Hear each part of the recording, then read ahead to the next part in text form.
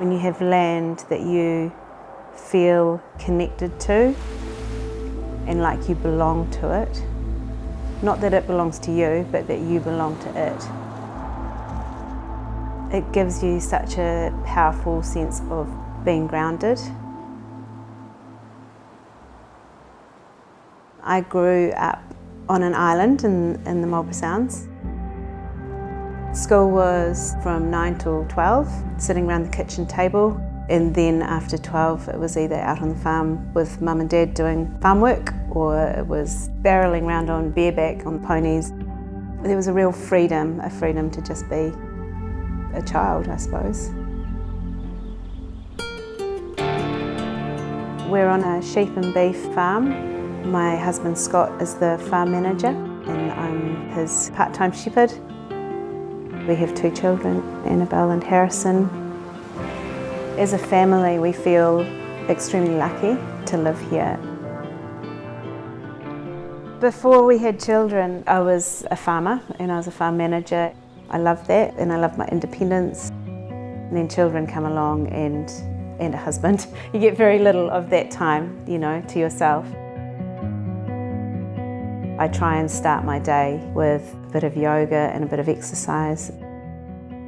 And that sort of grounds me for the day and I feel like I've done something for myself.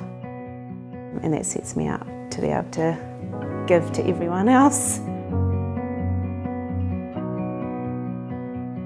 When we moved here, we decided to go with the Takura education program. When we first arrived, I really struggled.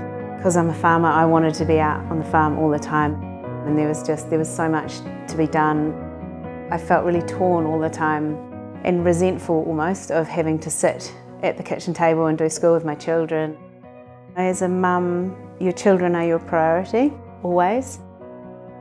I kind of just had to have a bit of a chat with myself and say, well, you've had this life in your childhood and it was wonderful. And this is what you want for your children. In the end, I just had to tell myself that I've got 2 jobs.